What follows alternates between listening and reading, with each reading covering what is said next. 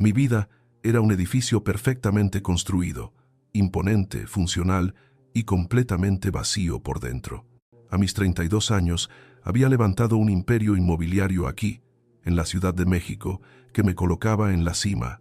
Garza Desarrollos. Mi nombre en luces de neón, mi rostro en revistas de negocios, mi penthouse en Polanco, una fortaleza de cristal con vistas al bosque de Chapultepec, era el símbolo de ese éxito, la envidia silenciosa de muchos.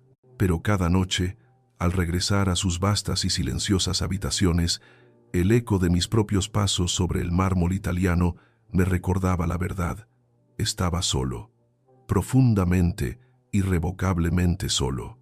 El éxito, había decidido, era mi única compañía, mi única amante, y el silencio, mi único confidente. Aquella noche de julio, el invierno en la ciudad mostraba sus dientes, no la nieve blanca de otros lares, sino una llovizna helada y persistente que convertía el asfalto en un espejo oscuro y melancólico. Regresaba de una cena de negocios en Lomas Virreyes, una de esas interminables pantomimas donde se firman contratos millonarios entre sonrisas falsas y brindis vacíos. Me sentía agotado, no por el trabajo, sino por la representación constante. Mi chofer, un hombre silencioso llamado Ernesto, conducía con esa lentitud exasperante que imponía la lluvia y el tráfico nocturno. Nos detuvimos en un semáforo, Avenida Insurgentes, cerca de la estación de trenes de Buenavista, una zona complicada, un recordatorio tangible de la otra ciudad, la que yo había logrado dejar atrás, la que luchaba por olvidar. Normalmente, habría subido la ventanilla polarizada, me habría sumergido en los informes financieros en mi tableta, ignorando el mundo exterior. Pero esa noche fue diferente. Quizás fue el reflejo de las luces rojas del semáforo en el parabrisas mojado o el sonido monótono de los limpiaparabrisas. O quizás, solo quizás, fue el universo decidiendo que ya era suficiente. Que mi fortaleza necesitaba una grieta. La vi, acurrucada bajo el toldo raído de una tienda cerrada, cuyas letras descoloridas apenas se distinguían. Una figura diminuta, casi invisible en la penumbra lluviosa. Una niña, no podía tener más de 8 o 9 años. Llevaba una chamarra oscura, varias tallas más grande, tragándola casi por completo. Abrazaba un bulto envuelto en mantas sucias, protegiéndolo de la llovizna con su propio cuerpo menudo, como una pequeña loba defendiendo a su cachorro. Mi primera reacción, lo admito con vergüenza, fue irritación, otra mancha en el paisaje urbano, otra nota discordante en la sinfonía de mi éxito, otro recordatorio de la fragilidad que yo había desterrado de mi existencia a golpe de ambición y trabajo implacable. Estaba a punto de indicarle a Ernesto que avanzara en cuanto cambiara la luz, de volver a mi mundo aséptico. Pero entonces ella levantó la mirada. Nuestros ojos se encontraron a través del cristal mojado. Eran enormes, oscuros, profundos, y no había miedo en ellos, ni súplica. Había una seriedad antigua, una resignación tranquila que me heló la sangre, una tristeza tan vasta, tan insondable, que sentí por un instante fugaz y aterrador que me ahogaba. Algo dentro de mí, algo que creía muerto y enterrado bajo capas de cinismo y pragmatismo, se removió. Una orden salió de mi boca antes de que mi cerebro pudiera procesarla. «Detente», le dije a Ernesto. Él me miró por el retrovisor, confundido, pero obedeció. Bajé la ventanilla eléctrica. El aire frío y húmedo golpeó mi rostro, trayendo consigo el olor a diésel, a lluvia sucia, a desesperación urbana. «¿Estás bien?», pregunté. La pregunta más estúpida, más inútil del mundo. Obviamente no estaba bien. Estaba aterida, sola, protegiendo a alguien aún más vulnerable en medio de una noche infernal. Pensé que saldría corriendo, asustada, pero no lo hizo. Simplemente me sostuvo la mirada, y luego habló. Su voz fue sorprendentemente clara, firme, sin el temblor del frío o del miedo que yo habría esperado. «Mi hermana tiene hambre». No dijo, «tengo hambre», no pidió dinero, no se victimizó. Simplemente expuso un hecho, una necesidad urgente que concernía a otro ser. Señaló el bulto en sus brazos. «No ha comido desde ayer», La dignidad, eso fue. La dignidad cruda y desnuda, en medio de la miseria más absoluta, me desarmó. Rompió algo dentro de mí. Mis defensas cuidadosamente construidas, mi indiferencia cultivada, se hicieron añicos. Sin pensarlo dos veces, actuando bajo un impulso que desafiaba toda mi lógica, toda mi prudencia, abrí la pesada puerta de mi auto. El interior olía a cuero caro y a aire acondicionado filtrado, un contraste violento con la realidad de la acera. «Sube», le dije. Mi propia voz sonaba extraña, lejana. «Les compraré algo de comer». La desconfianza brilló inmediatamente en sus ojos oscuros. Dio un paso atrás, instintivamente, apretando más el bulto contra su pecho. «No voy a ningún lado sin Lucía», respondió. Su tono era innegociable, firme. La protectora, Lucía. El bulto tenía nombre. Era su hermana. «Por supuesto», asentí rápidamente, sintiéndome como un idiota por mi torpeza. «Las dos, obviamente.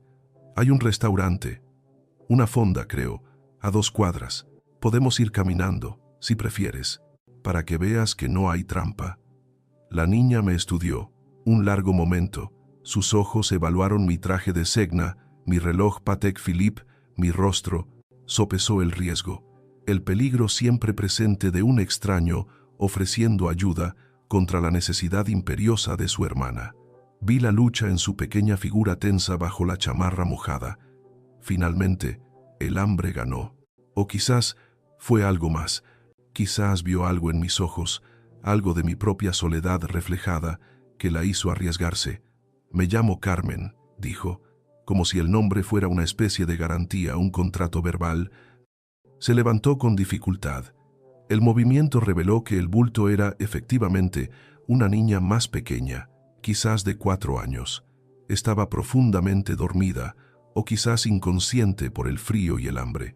Su rostro era pálido, como la cera bajo la escasa luz de la farola, sus labios resecos y agrietados. Carmen la acomodó en sus brazos con una destreza maternal que me pareció a la vez admirable y profundamente perturbadora. Tenía 8, quizás 9 años. No debería saber cómo cargar a una niña inconsciente con esa eficiencia. Caminamos. Las 2 cuadras parecieron kilómetros. Yo, sintiéndome absurdamente fuera de lugar con mis zapatos italianos salpicados de agua sucia. Ella, a mi lado, caminando con una determinación silenciosa, sus pequeños hombros rectos bajo el peso de su hermana y de una responsabilidad que ningún niño debería llevar. Sus ojos no dejaban de moverse, vigilando las sombras, evaluando cada transeúnte, alerta a cualquier peligro. Era una pequeña guerrera en territorio enemigo. Y yo era el extraño impredecible que la había sacado de su trinchera. La fonda, el sazón de Doña Lola, era exactamente lo que esperaba.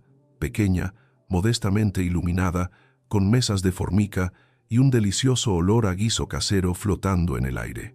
Un refugio cálido y acogedor contra la noche hostil. Contrastaba brutalmente con los restaurantes de manteles blancos y sommeliers susurrantes que yo frecuentaba. Aquí, la comida olía a hogar, no a pretensión. La dueña, una señora robusta con un delantal manchado, nos miró con curiosidad pero sin juicio al entrar. Quizás había visto suficientes historias en esa zona de la ciudad como para sorprenderse. Nos sentamos en una mesa al fondo, lejos de la puerta.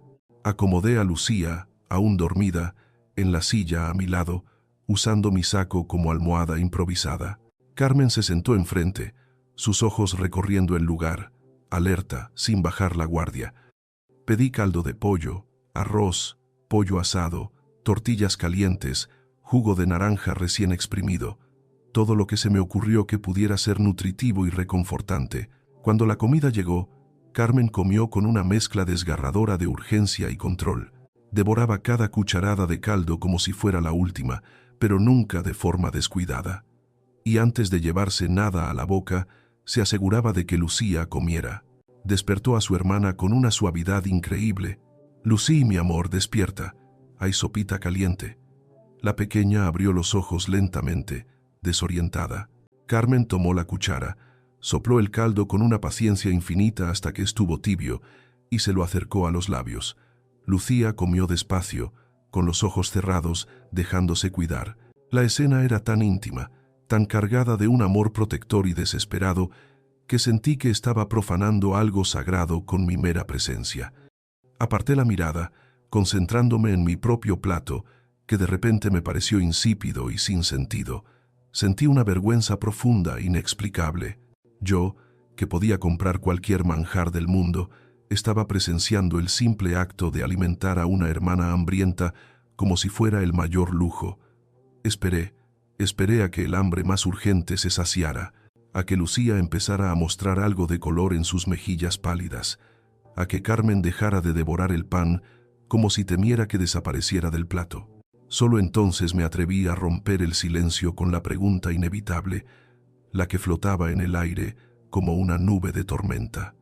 Carmen, ¿dónde están sus padres? Mi voz sonó más baja de lo que pretendía. Ella dejó la cuchara en el plato, bajó la mirada hacia sus manos pequeñas y agrietadas sobre la mesa. Sus hombros se encorvaron ligeramente, como si el peso del mundo volviera a caer sobre ellos. «Mamá murió», dijo en voz baja, casi inaudible, «hace 3 meses. En el Hospital General. Dijeron que fue tuberculosis».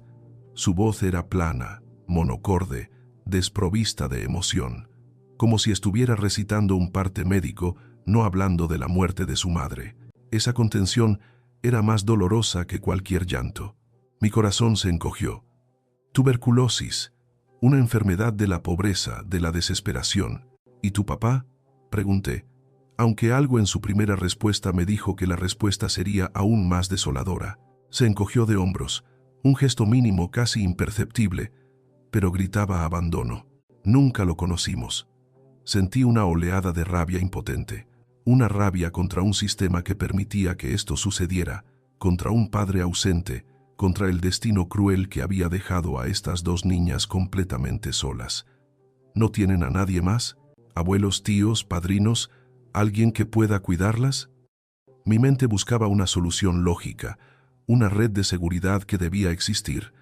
«Tenemos una tía», dijo, «la hermana de mi mamá. Vive en Oaxaca, pero...» Hizo una pausa. «No contesta nuestras llamadas. Le hemos llamado muchas veces desde teléfonos públicos. Nunca contesta. Oaxaca, lejos, inalcanzable, y una tía que no respondía. Estaban solas, completamente solas. ¿Y cómo terminaron en la calle? Vivíamos en un cuarto, en la colonia Doctores», explicó. «Pero cuando mamá enfermó, dejó de poder trabajar limpiando casas. Gastamos los pocos ahorros en medicinas. Cuando murió, ya no teníamos nada. El casero nos esperó 1 mes, pero luego nos echó». Su voz seguía siendo plana, pero vi cómo apretaba los puños bajo la mesa. ¿Cómo era posible? Mi mente se rebelaba. ¿Desalojar a 2 niñas huérfanas en la Ciudad de México? En pleno siglo XXI, ¿dónde estaban los servicios sociales, el DIF, la supuesta protección al menor? Mi indignación crecía, una emoción caliente y desconocida en mi pecho. ¿Cuánto tiempo llevan viviendo así? ¿En la calle?, pregunté, mi voz apenas un susurro. Temía la respuesta, pero necesitaba saber la profundidad del abismo. Carmen me miró. Sus ojos oscuros, por un instante, parecieron calcular. 42 días, respondió, con esa precisión matemática que me heló la sangre. 42 días, 6 semanas, 6 semanas de intemperie, de hambre, de miedo constante. En una ciudad implacable como esta, mi estómago se revolvió. Sentí náuseas. ¿Cómo han sobrevivido?, logré preguntar. Y entonces, por primera vez, vi un destello de orgullo en su mirada. «Encontré trabajo», dijo. Su voz adquirió una firmeza sorprendente. «Limpio los puestos en el mercado de Jamaica por las mañanas, antes de que abran. Nos pagan con la fruta y verdura que ya no pueden vender.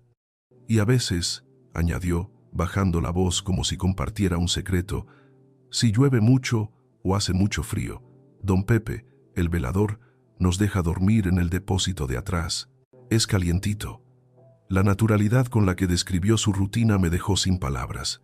Limpiar mercados al amanecer, comer sobras, dormir en un depósito. Para ella, a sus. ¿Cuántos años tienes, Carmen? ¿8? Cumpliré 9 en octubre, respondió. De nuevo, ese orgullo infantil, tan fuera de lugar, tan conmovedor. 9 años, 9. A esa edad, mi única responsabilidad era hacer mi tarea y no romper el jarrón Ming de mi abuela. Mi universo era el colegio americano, las clases de tenis en el club, las vacaciones en Europa. Su universo era un mercado bullicioso, el olor a fruta podrida y la bondad intermitente de un velador. La disparidad era una bofetada. ¿Y Lucía?, pregunté, mi voz apenas audible.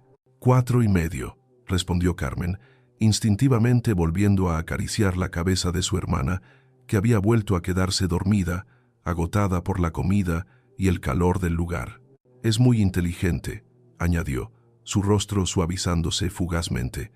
Ya sabe contar hasta 20 y reconoce todas las letras del abecedario. Observé a las dos niñas. Carmen, la pequeña generala, con su rostro demasiado serio, sus movimientos calculados, librando una guerra diaria por la supervivencia. Lucía, un capullo frágil, aplastado por las circunstancias, pero con una chispa de vida latente, esperando una oportunidad para florecer. Y entonces, la decisión que había empezado a formarse en mi mente se solidificó. No era lógico, no era prudente. Iba en contra de todos mis instintos de autopreservación y control, pero era inevitable. No podía. Simplemente no podía devolverlas a esa oscuridad. No después de haber visto esto, no después de haber escuchado su historia. Hacerlo no me convertiría en cómplice, me convertiría en otro de los monstruos que las habían abandonado. Carmen, dije, mi voz sonando extraña, más firme de lo que me sentía por dentro. El plan era una locura, una desviación radical de mi existencia meticulosamente planificada, pero en ese momento se sentía como la única opción humana. ¿Confiarías en mí? Hice una pausa, buscando las palabras correctas. Para ayudarlas, de verdad, no solo con comida para hoy. Ella me miró, sus ojos oscuros y profundos, llenos de una suspicacia forjada en la adversidad. La confianza no era una moneda que ella pudiera permitirse gastar a la ligera. ¿Qué quiere decir de verdad?, preguntó, su tono cauteloso. Respiré hondo. Tengo una casa, muy grande, en Polanco, expliqué, sintiendo lo absurdo que sonaba. Demasiado grande para mí solo. Tiene muchas habitaciones vacías. Podrían. Dudé. La enormidad de lo que estaba ofreciendo me golpeó de repente. Podrían quedarse allí, conmigo, solo por un tiempo, añadí rápidamente, tratando de minimizar el compromiso, quizás más para mí mismo que para ella. Mientras encontramos una solución mejor, más permanente, contactar a tu tía, hablar con las autoridades, pero desde un lugar seguro. La niña me miró fijamente, procesando mi oferta. No había asombro en su rostro, ni gratitud inmediata. Solo una evaluación intensa, casi clínica. Estaba sopesando los riesgos. Un hombre rico y solitario ofreciendo su casa a dos niñas de la calle. La ecuación tenía demasiadas variables peligrosas. ¿Por qué?, preguntó finalmente, la misma pregunta punzante de antes. ¿Por qué querría usted hacer eso? Ni siquiera nos conoce. Tenía razón. Era una pregunta devastadoramente justa. ¿Por qué? Yo mismo luchaba por encontrar una respuesta coherente. No era altruismo. Esa palabra no figuraba en mi diccionario personal. ¿Era culpa? ¿Era lástima? Quizás, pero había algo más, algo en la mirada de esa niña, en su dignidad inquebrantable, en su feroz protección hacia su hermana. Me había recordado algo sobre mí mismo, algo que había enterrado hacía mucho tiempo bajo capas de éxito y cinismo, la imagen de mi propia madre, luchando, sacrificándose, manteniendo la cabeza alta a pesar de la humillación. Porque nadie debería pasar por lo que ustedes están pasando, respondí, aferrándome a la única verdad simple que podía articular. Porque es incorrecto. Y porque, añadí, encontrando finalmente una razón que mi mente pragmática podía aceptar. Porque puedo, porque tengo los medios para hacerlo y no hacer nada. Se sentiría peor. Carmen no apartó la mirada. Siguió evaluándome, sopesando mis palabras, mi tono, mi lenguaje corporal. Luego, su mirada se desvió hacia Lucía, que dormía plácidamente, ajena al debate que decidiría su futuro inmediato. Vi una microexpresión de ternura y preocupación cruzar su rostro. Volvió a mirarme. ¿Tiene calefacción su casa?, preguntó. La pregunta me tomó por sorpresa por su absoluta practicidad. En medio de este drama existencial, su preocupación inmediata era el confort básico de su hermana. Una sonrisa genuina, la primera en mucho tiempo, se dibujó en mis labios. Sentí una oleada de alivio inexplicable, como si hubiera pasado una prueba crucial. Sí, Carmen, respondí. Tiene calefacción, mucha, y aire acondicionado también, si hace calor. ¿Y agua caliente?, insistió. ¿Para bañarse? ¿Todos los días? La idea parecía un lujo inimaginable. También, tanta como quieran, hay varias regaderas. Lucía necesita ver a un médico, dijo entonces, volviendo a su papel de cuidadora principal, exponiendo sus condiciones. Tiene tos desde hace semanas. No se le quita. Me ocuparé de eso, prometí solemnemente. Mañana mismo a primera hora, iremos al mejor pediatra. Carmen asintió lentamente. Vi la lucha interna en sus ojos, el miedo batallando contra la esperanza desesperada. Finalmente, exhaló, un suspiro casi imperceptible. Está bien, dijo. Iremos. Hizo una pausa, y su expresión se endureció de nuevo, recordándome que, aunque aceptara mi ayuda, no era ingenua. Pero, dijo, su voz bajando, si intenta hacernos daño, si esto es una trampa. Metió la mano en el bolsillo raído de su chamarra, sacó la pequeña navaja de bolsillo, oxidada, pero la hoja parecía afilada. Tengo esto, y sé usarla.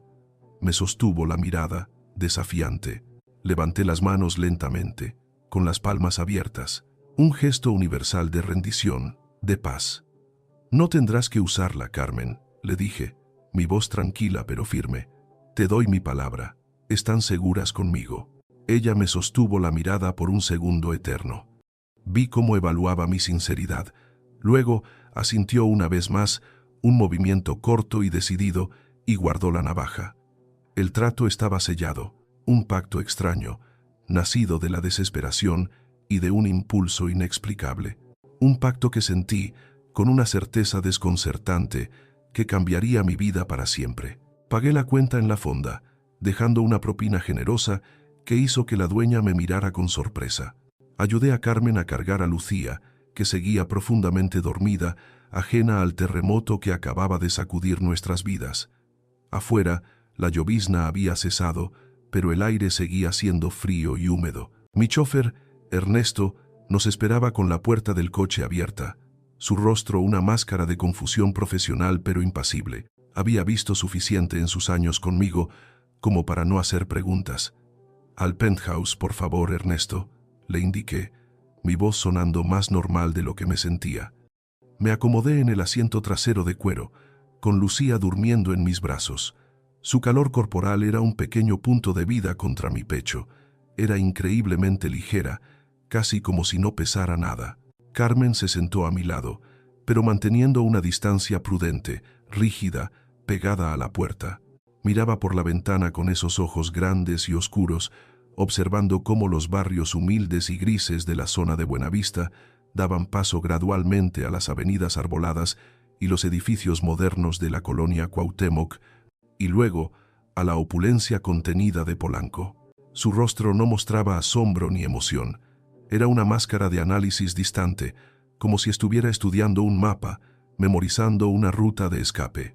Cuando llegamos a mi edificio, una torre de cristal y acero en una de las calles más exclusivas de Polanco, Ramiro, el portero de noche, un hombre mayor y discreto, que llevaba años trabajando para el edificio, no pudo ocultar su sorpresa al verme salir del auto con una niña dormida en brazos y otra pequeña y desaliñada siguiéndome de cerca.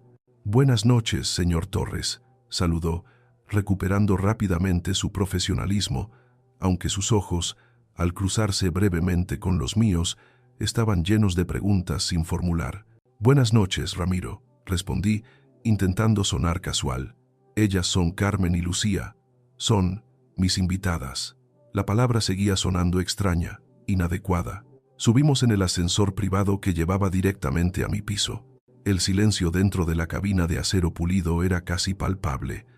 Podía sentir la tensión de Carmen a mi lado, sus pequeños puños apretados, su respiración superficial.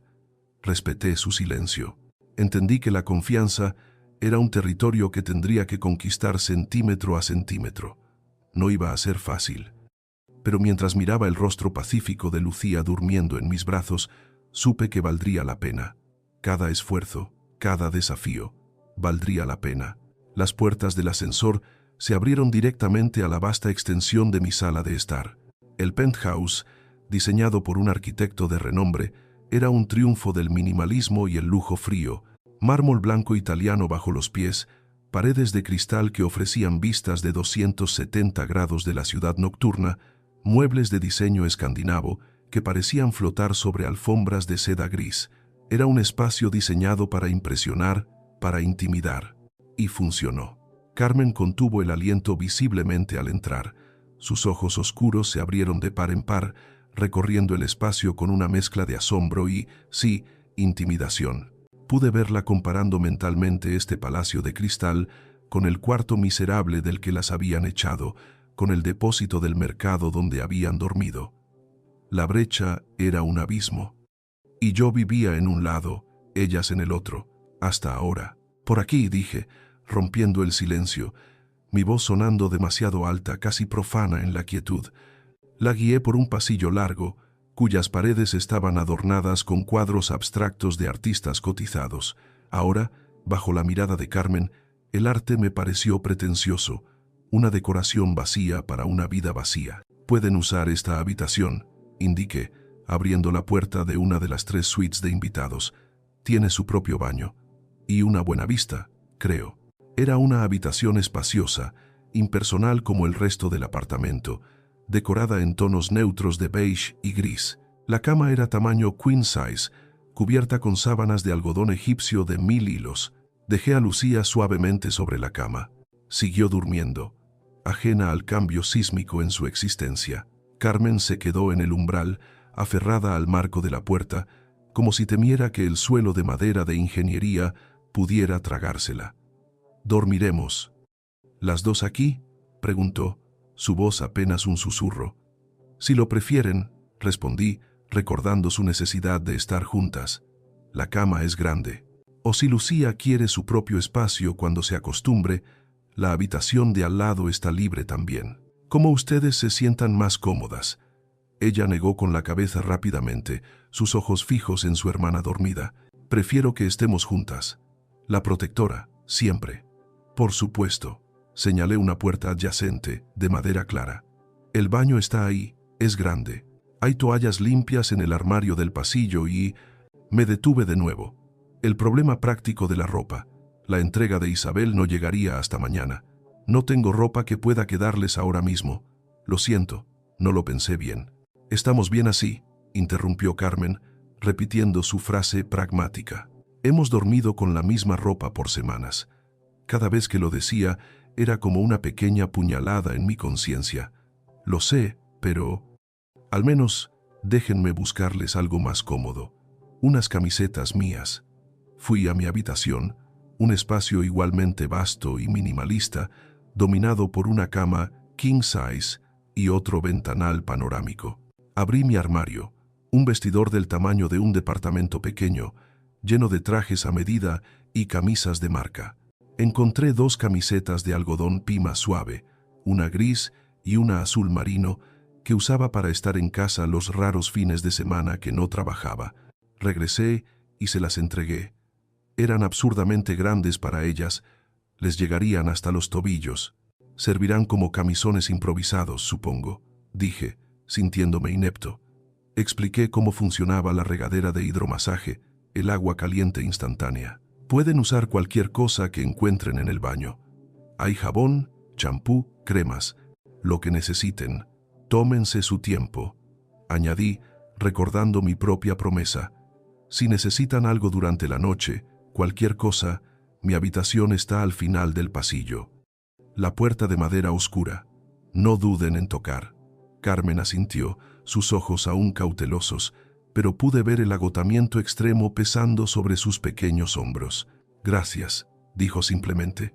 Esa palabra, viniendo de ella, se sintió como una victoria. Me retiré, cerrando la puerta suavemente detrás de mí. Me quedé un momento en el pasillo silencioso, escuchando. Oí el suave murmullo de Carmen despertando a Lucía, su voz baja y tranquilizadora, como un mantra. «Estamos a salvo, Lucy. Estamos en un lugar seguro. Hay agua caliente». Luego, el sonido bendito del agua corriendo en la ducha. Un sonido de normalidad, de limpieza, de dignidad restaurada, aunque fuera temporalmente. Caminé de regreso a mi estudio. El espacio con paredes de cristal que era mi centro de mando, mi torre de control sobre el mundo. Me serví un whisky. Doble. Solo. Lo necesitaba para calmar el torbellino en mi cabeza. ¿En qué demonios me había metido? La pregunta resonaba en el silencio, rebotando en los ventanales que reflejaban mi propia imagen pálida y confundida. Había recogido a 2 niñas de la calle, huérfanas, traumatizadas. Las había traído a mi fortaleza de soledad y esterilidad. ¿Y ahora qué? Mi vida era una coreografía precisa de reuniones, contratos, análisis de mercado y cenas de negocios calculadas. No había espacio para esto.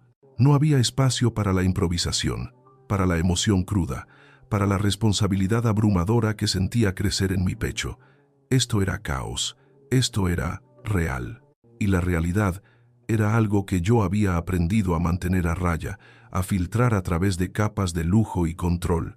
Sin embargo, mientras miraba las luces parpadeantes de la ciudad que se extendía a mis pies, la ciudad que había conquistado a base de ambición y disciplina férrea, sentí algo más. Algo que no era pánico ni arrepentimiento.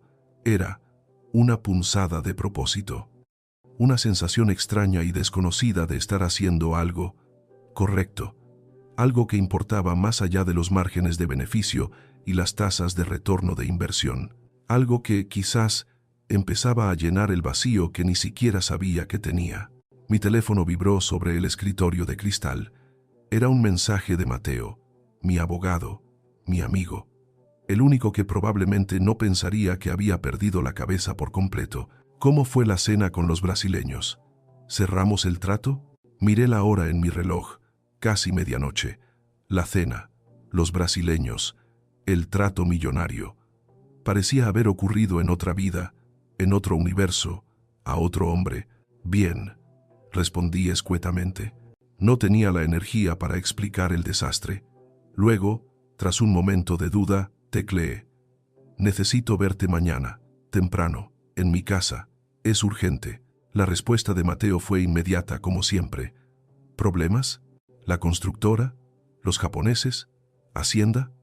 Sonreí levemente, a pesar de mí mismo. No, exactamente. Problemas. Diferentes. Muy diferentes. Te explicaré mañana. Dejé el teléfono. El whisky seguía intacto, el hielo derritiéndose lentamente. No lo necesitaba. Regresé silenciosamente por el pasillo alfombrado hacia la habitación de las niñas. La puerta estaba entreabierta. Me asomé con un cuidado infinito, conteniendo la respiración.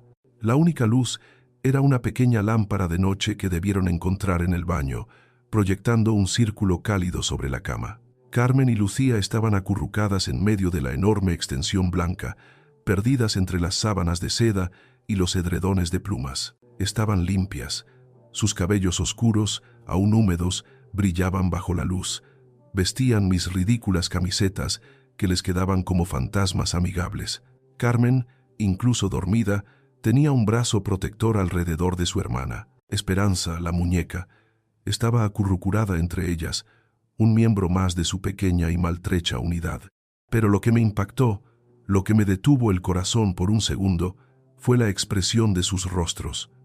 Por primera vez, desde que las encontré bajo ese toldo mugriento, parecían niñas. La tensión había abandonado el rostro de Carmen.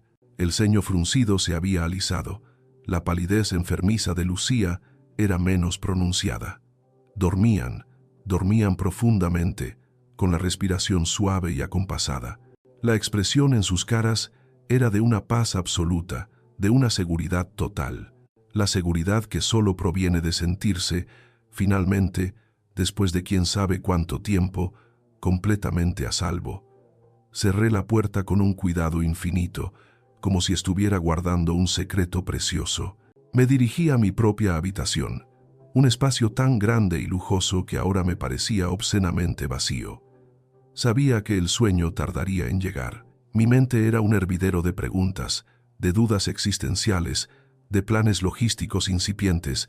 No sabía qué haría mañana. No sabía cómo encajarían estas dos pequeñas vidas rotas en mi existencia meticulosamente pulida. No sabía si estaba cometiendo el mayor error de mi vida o si estaba, por fin, haciendo algo verdaderamente significativo. Lo único que sabía con una certeza desconcertante era que no podía devolverlas a la calle, que algo en la mirada inquebrantable de Carmen, algo en la fragilidad resistente de Lucía, había tocado una parte olvidada de mi alma, una parte que creía muerta y enterrada, y con ese pensamiento, Alejandro Torres, el hombre que creía tenerlo todo y acababa de descubrir que no tenía nada, se quedó mirando la ciudad nocturna, escuchando el silencio expectante de su casa, sabiendo, con una mezcla de terror y una extraña excitación, que acababa de embarcarse en el viaje más importante de su vida. El amanecer irrumpió por los ventanales, pintando el cielo de tonos anaranjados y rosas sobre el contorno oscuro del Ajusco. Había dormido poco, mi mente un carrusel de escenarios y preocupaciones logísticas. Colegios, ropa, médicos, aspectos legales, ¿cómo iba a compaginar mi demandante vida profesional con la responsabilidad de dos niñas? Por un momento, la magnitud de mi decisión impulsiva amenazó con aplastarme. ¿Había sido una locura? ¿Un acto de arrogancia, creyendo que podía simplemente rescatarlas y arreglar sus vidas con dinero? Pero entonces escuché algo. Risas. Risas infantiles y genuinas resonando desde la cocina. Un sonido tan ajeno a mi penthouse que al principio pensé que lo había imaginado. Seguí el sonido, descalzo sobre el frío mármol. Al acercarme, la escena que encontré disipó todas mis dudas matutinas. Carmen estaba de pie sobre el mismo banco de diseño de la noche anterior, pero esta vez no intentaba alcanzar vasos. Estaba intentando alcanzar la caja de cereal de una alacena alta, bajo la dirección entusiasta de Lucía. «Más arriba, Carmi». «Ya casi», gritaba la pequeña, dando saltitos de emoción.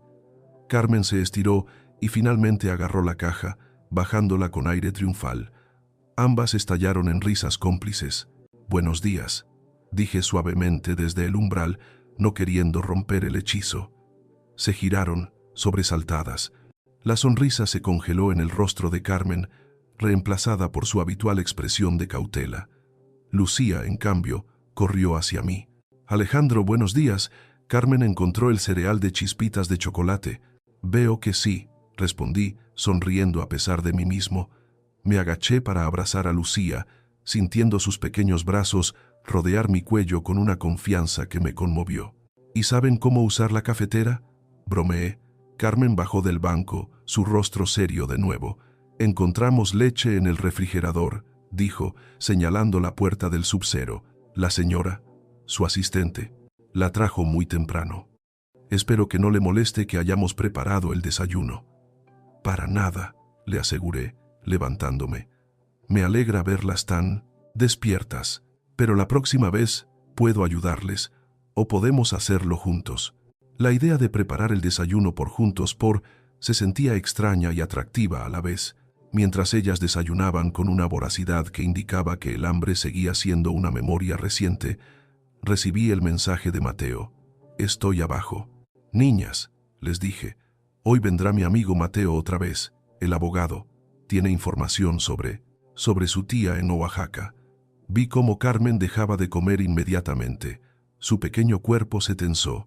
«¿Nos va a enviar con ella?», preguntó, su voz plana, pero sus ojos llenos de una ansiedad apenas disimulada. Me senté a la mesa con ellas. «No se trata de enviarlas a ningún lado, Carmen», le dije con toda la suavidad que pude reunir. «Se trata de entender cuál es la mejor solución para ustedes. Para que estén seguras, para que puedan ir a la escuela, para que tengan un futuro». 5. La mejor solución es quedarnos aquí, intervino Lucía, con la lógica simple y aplastante de los niños. Señaló alrededor de la lujosa cocina. Aquí hay comida y calefacción. ¿Y tú?, terminó, señalándome a mí. Me gusta aquí. Y me gustas tú. Sentí un nudo en la garganta.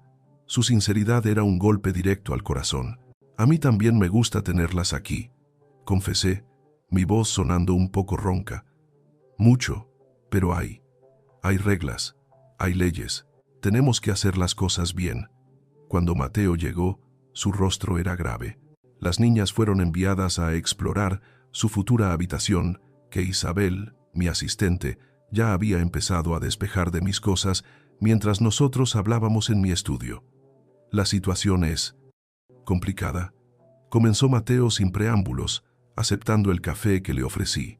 La tía, Verónica Gómez, asintió Mateo consultando su tableta. Confirmado.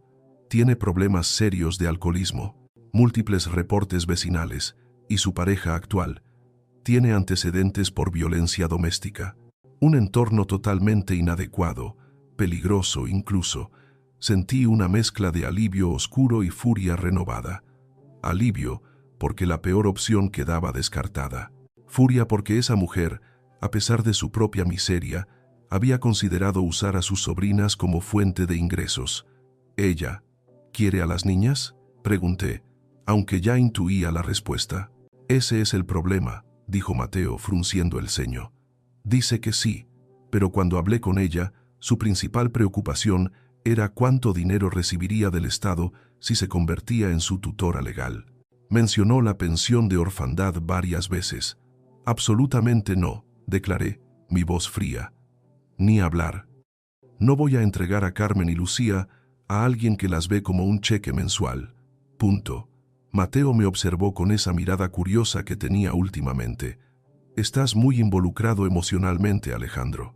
Para alguien que las conoce desde hace, ¿qué? ¿36 horas? 48, corregí automáticamente, y me sorprendí a mí mismo llevando la cuenta. Y sí, me importan. Maldita sea, Mateo, me importan. No puedo explicarlo.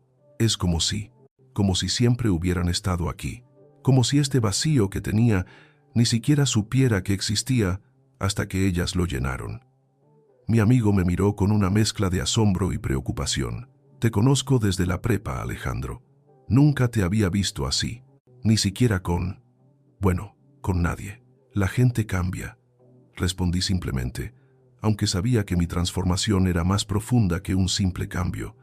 Era una demolición y reconstrucción. Aparentemente, murmuró Mateo. Tomó un sorbo de café. Bueno, si la tía queda descartada como opción no idónea, lo cual puedo argumentar fácilmente, nos quedan dos caminos legales principales. ¿Cuáles? Opción A. Notificamos oficialmente al DIF. Iniciarán una investigación, las entrevistarán, probablemente las colocarán en un albergue temporal del sistema mientras buscan familiares más lejanos o, eventualmente, una familia adoptiva adecuada. La palabra albergue me provocó un escalofrío. Imaginé a Carmen y Lucía, separadas quizás, en un entorno institucional impersonal después de haber probado la seguridad y el calor de un hogar. Inaceptable, dije. ¿Cuál es la opción B? Opción B, dijo Mateo, inclinándose hacia adelante. Es que tú, Alejandro Torres, solicites formalmente la custodia temporal, inmediatamente. La sugerencia quedó flotando en el aire, cargada de implicaciones monumentales.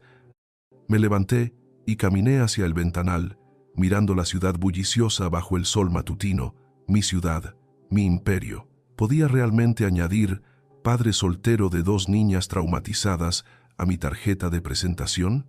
¿Crees que me la darían?, pregunté, mi voz apenas un susurro. Soy soltero, trabajo como un loco, no tengo ni la más remota idea de cómo criar niños. También eres económicamente solvente a niveles estratosféricos, contraatacó Mateo. Tienes una reputación intachable en los negocios y en la sociedad. Y, lo más importante, y créeme, esto pesa mucho ante un juez de lo familiar, demuestras un interés genuino y ya has establecido un vínculo con ellas. No sería fácil, admitió. Habría escrutinio. visitas del DIF, informes psicológicos, pero podría funcionar, especialmente si lo planteamos como una solución temporal mientras el sistema busca la solución permanente adecuada. ¿Y si yo quisiera que fuera permanente? La pregunta se me escapó de nuevo, esta vez con una claridad aterradora. Ya no era un pensamiento vago, era un deseo. Mateo me miró fijamente. ¿Estás hablando de adoptarlas? ¿En serio, Alejandro? ¿Después de 3 días? No lo sé, admití, pasándome una mano por el pelo, sintiéndome completamente perdido y extrañamente seguro al mismo tiempo. Suena a locura, ¿verdad? Hace 3 días mi universo giraba en torno a tasas de interés y permisos de construcción. Y ahora estoy contemplando convertirme en padre de 2 niñas que encontré en la calle. Es poco convencional, concedió Mateo con una sonrisa irónica, pero no necesariamente una locura. He visto cómo las miras, Alejandro, y cómo te miran ellas a ti, especialmente la pequeña. Hay algo ahí, algo que quizás ni tú entiendes todavía. Hizo una pausa. Legalmente, el camino más seguro, el menos complicado, sería notificar al DIF y seguir el protocolo. Pero si me preguntas como tu amigo, me miró directamente a los ojos. Creo que deberías seguir tu instinto. Si sientes, por la razón que sea, que estas niñas están destinadas a ser parte de tu vida, entonces lucha por ellas, con todo lo que tienes. Y sabes que yo estaré a tu lado. La conversación fue interrumpida por un golpe suave en la puerta del estudio. Carmen asomó la cabeza, su expresión preocupada. Disculpen, pero Lucía no se siente bien. Tiene fiebre otra vez. Me levanté de un salto, toda la indecisión legal olvidada ante la urgencia práctica. ¿Dónde está? En nuestra habitación. Le dije que se acostara. Está tosiendo mucho. Claro, aquí tienes los siguientes 5 segmentos, continuando la historia desde la perspectiva de Alejandro y siguiendo tus indicaciones. La recuperación de Lucía fue más rápida de lo que esperábamos. Una vez que los antibióticos comenzaron a hacer efecto y la fiebre cedió, su energía natural regresó con fuerza. En pocos días, ya estaba corriendo de nuevo por el penthouse, llenando el espacio con su risa contagiosa y sus preguntas incesantes. La sombra de la enfermedad se disipó, dejando tras de sí una sensación de alivio y una conexión aún más profunda entre nosotros 3. Carmen, liberada de la preocupación inmediata por la salud de su hermana, comenzó a relajarse visiblemente. Seguía siendo la protectora, la observadora silenciosa, pero poco a poco permitía que destellos de la niña de 9 años que debía ser salieran a la superficie. Empezó a sonreír más a menudo, a participar en los juegos con Lucía y conmigo, e incluso a hacer bromas tímidas. Mientras Lucía se recuperaba, Mateo, mi abogado y amigo, trabajaba incansablemente en la estrategia legal. Había iniciado discretamente el proceso para que yo pudiera solicitar la custodia temporal, presentándolo como un caso especial y urgente, dadas las circunstancias y la falta de familiares idóneos. Consiguió que el caso fuera asignado al juez Morales, un magistrado conocido en el foro familiar por ser riguroso pero justo y por priorizar genuinamente el bienestar de los niños sobre las formalidades burocráticas. Es nuestra mejor opción, me dijo Mateo. Si podemos convencerlo de tu compromiso y del vínculo que has formado con las niñas, tenemos una oportunidad real. La espera hasta la audiencia preliminar, programada para una semana después, fue una mezcla de ansiedad y una extraña normalidad. Por un lado, la amenaza de una separación forzada se cernía sobre nosotros. Por otro, la vida cotidiana en el penthouse comenzaba a adquirir una rutina reconfortante. Desayunábamos juntos. Yo trabajaba desde casa por las mañanas, con interrupciones constantes pero bienvenidas de Lucía, pidiendo atención, o de Carmen, mostrando con orgullo sus avances con la tutora. Por las tardes, intentaba desconectarme por completo. Íbamos al parque cercano, leíamos, jugábamos juegos de mesa. Descubrí que Carmen tenía una mente letal para el ajedrez. Las noches se llenaban con el ritual del baño, los cuentos ahora leídos con más confianza y entusiasmo por mi parte, y finalmente, la paz de verlas dormir seguras en su habitación. Unos días antes de la audiencia, decidí que era momento de tener una conversación importante con Carmen. Lucía estaba profundamente dormida después de un día agotador en el parque. Encontré a Carmen en la sala, leyendo uno de los muchos libros que había devorado desde que llegó. «Carmen», le dije, sentándome a su lado en el sofá, «¿podemos hablar un momento?» Ella dejó el libro, marcando la página con cuidado. «¿Sobre el juez?», preguntó, directa como siempre. «Sí, y sobre lo que hablamos la otra noche, la posibilidad de que yo sea su papá», asintió en silencio, esperando.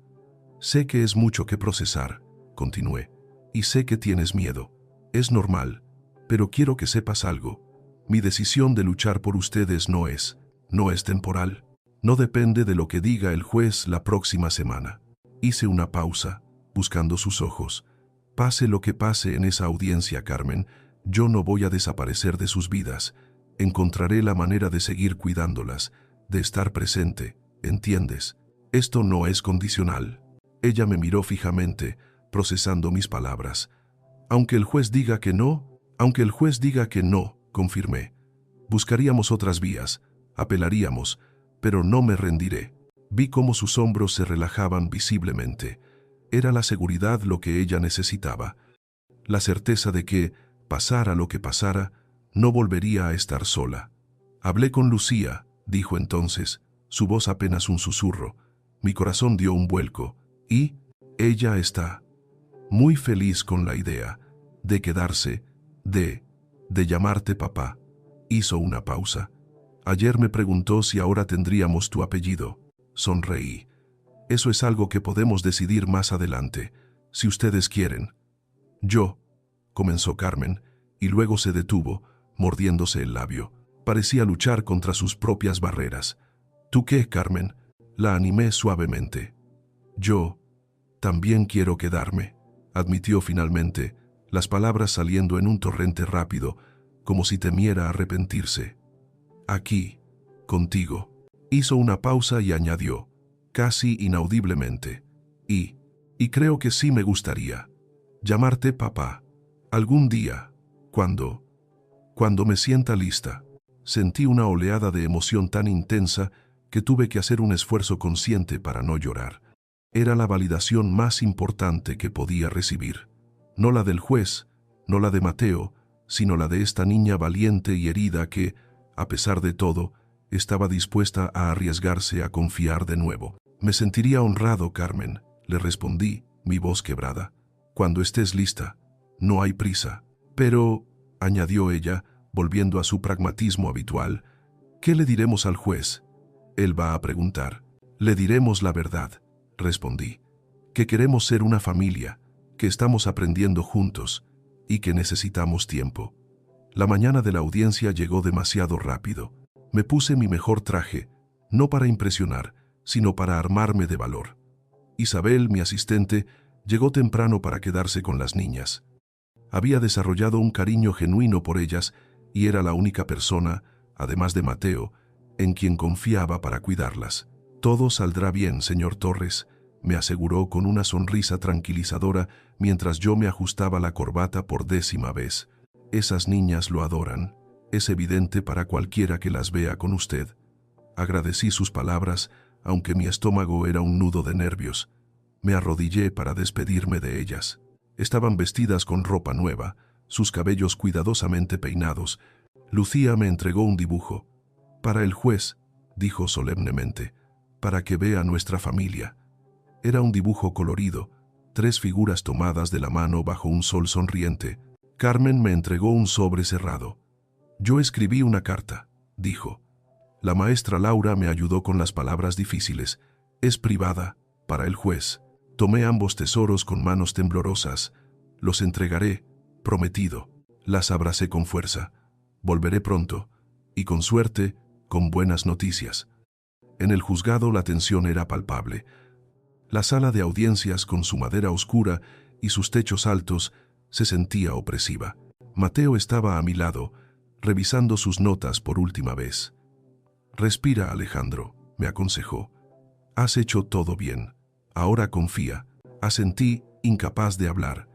Caso número 4872. Solicitud de custodia temporal de las menores Carmen y Lucía Gómez, presentada por el señor Alejandro Torres, anunció el secretario del juzgado. Su voz resonó en el silencio tenso de la sala. Nos pusimos de pie. El juez Morales entró y tomó asiento detrás del estrado elevado. Su rostro era severo, como correspondía a su posición, pero sus ojos, detrás de unas gafas de montura fina, tenían una chispa de inteligencia y, me pareció, de humanidad. Revisó los documentos frente a él durante un largo momento, un silencio que estiró mis nervios al límite. Finalmente, levantó la vista y se dirigió a mí. Señor Torres, entiendo que solicita la custodia temporal de dos menores con quienes no tiene parentesco sanguíneo ni vínculo legal previo. ¿Es correcto? Sí, su señoría, respondí, mi voz sonando más firme de lo que me sentía. Me había preparado para esta pregunta. Había ensayado respuestas elocuentes, argumentos lógicos sobre estabilidad financiera y compromiso. Pero en ese momento, frente a la mirada directa del juez, todas las frases preparadas se evaporaron. Solo quedaba la verdad cruda y simple. ¿Puede explicarle a este tribunal por qué?, inquirió el juez. Respiré hondo. Porque las quiero, su señoría. Las palabras salieron directas, sin adornos. Vi una leve sorpresa cruzar el rostro de Mateo a mi lado. Porque, en el corto tiempo que han estado bajo mi cuidado, estas dos niñas se han convertido en el centro de mi vida, porque han llenado un vacío que ni siquiera sabía que tenía. Y porque creo firmemente, con todo mi ser, que puedo ofrecerles no solo un techo y comida, sino la estabilidad, el cariño, la seguridad y las oportunidades que merecen y que las circunstancias les han negado hasta ahora. Hice una pausa, sintiendo la emoción subir por mi garganta. Porque ya son mi familia, su señoría, en todo lo que importa. El juez me observó detenidamente, en silencio, como si estuviera sopesando no solo mis palabras, sino la convicción detrás de ellas. «Es usted consciente, señor Torres», continuó, su tono volviéndose más incisivo, «de la enorme, y subrayo, enorme, responsabilidad que implica hacerse cargo de dos niñas que han sufrido un trauma significativo, la pérdida de su madre, el abandono, la experiencia de vivir en la calle. Esto no es un juego, ni un acto de caridad pasajero. Lo soy, su señoría», afirmé con absoluta certeza, completamente consciente. No tomo esta responsabilidad a la ligera. He estado investigando, aprendiendo. He contratado a una psicóloga infantil de primer nivel, la DRA, Elena Herrera, que las está atendiendo 2 veces por semana y me está asesorando a mí también. He reorganizado completamente mi agenda laboral, delegando responsabilidades operativas para poder estar presente en casa todas las tardes y fines de semana. Y sí, añadí, anticipándome a su posible escepticismo, estoy tomando clases en línea sobre crianza positiva, manejo del duelo infantil y vinculación afectiva. Estoy comprometido a aprender y a ser el padre que ellas necesitan. El juez arqueó una ceja, claramente sorprendido por mi nivel de preparación y compromiso. Mateo sonrió discretamente a mi lado. «¿Y qué hay de su educación formal? Entiendo que han estado fuera del sistema escolar. Carmen ha sido aceptada en el colegio americano», expliqué. «Comenzará el próximo semestre, en 2 semanas. Han evaluado su nivel y, aunque necesita ponerse al día en algunas áreas sociales, académicamente está por encima del promedio. Una tutora particular, Laura Benavides, viene a casa 3 veces por semana para ayudarla con la transición. Lucía», añadí, «comenzará el preescolar Kinder 3 en el mismo colegio, para que estén juntas». La audiencia continuó.